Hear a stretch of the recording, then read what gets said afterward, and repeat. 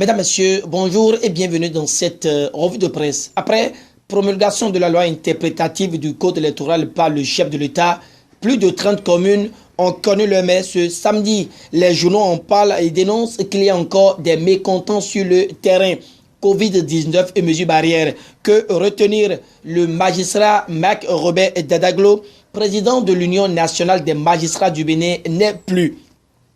Voilà les grandes lignes. Le développement, après la découverte du quotidien Le Béninois Libéré, qui est le journal à l'honneur, se joue sur GS Communication. Avec ce canard, tout démarre par la désignation des maires et l'intégralité de la loi qui a permis leur élection est mise à disposition. Le Béninois Libéré ne s'arrête pas en si bon chemin et enfonce avec son titre afférent à la désignation des maires par les partis politiques. Ce qui est à retenir par ici, c'est les limites du jeu et le journal de Aboubakar Takou en veut pour preuve les cas de Djougou, Boy Porto Novo, sans oublier la lettre envoyée à Abdoulaye Bio-Tchané par le collectif des rois et les chefs traditionnels de Djougou pour réagir contre la désignation du premier adjoint au maire de Djougou. Toujours avec le journal de Aboubakar Takou et la liste des 63 maires déjà désignés est dévoilée avec la photo de Luc Setondié à Trucpo, nouveau maire de Cotonou, celle de Chalma-Nyankoti, le nouvel homme fort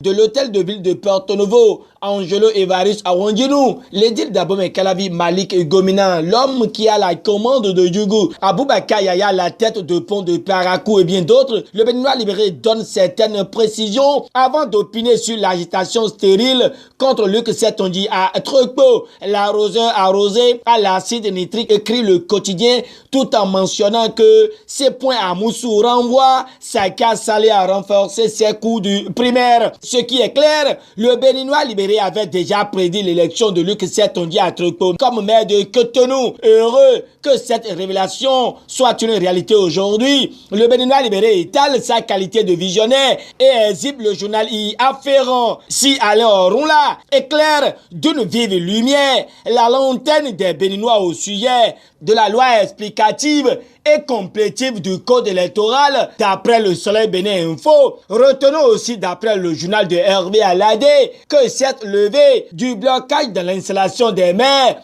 est une leçon de rire politique de Patrice Talon. C'est également une décision consensuelle et objective, évoque la nation. Mais le potentiel révèle que des populations contestent certains édiles. Matin Libre analyse cette résistance à la désignation des maires et de leurs adjoints et voit que la loi interprétative est défiée. Chose curieuse, les recrutements, nominations et engagements financiers dans les mairies sont suspendus. C'est le matinal qui nous l'apprend. Informé, le confrère de la matinée pense qu'un audit général s'impose dans toutes les mairies. Comme fruit, la prison attend certains anciens maires et chefs d'arrondissement, rallonge le confrère de la matinée. Dynamisme Info certifie qu'un audit de plus en plus agité s'oriente vers la troisième mandature de la décentralisation.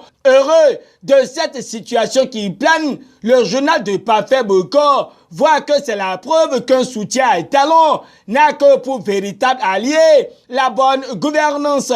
Déjà la truie dans le rang des concernés. Sous les Dynamisme Info, en tout cas, Talon ne finira pas de surprendre Angelo Awandjinou, désigné maire d'Abomey Calavi, poursuit le canard. En tout cas, la primeur salue le renouvellement du conseil communal de la ville de Porto Novo et voit que le maire Chalma-Nyankoti prône déjà l'unité pour un développement consolidé, un parcours professionnel et militant avéré, mentionne la primeur. La fille du jour à son tour confirme la main tendue du maire Chalma-Nyankoti à maître Adrien Roumbedi. Pendant ce temps, Luc Setondié à Trucpo, par les lignes de Défi Info, présente ses remerciements à Dieu, au président Patrice Talon et aux responsables de l'Union progressiste. Ce qui est bien est voulu par Roméo Hébert est que l'unité soit de mise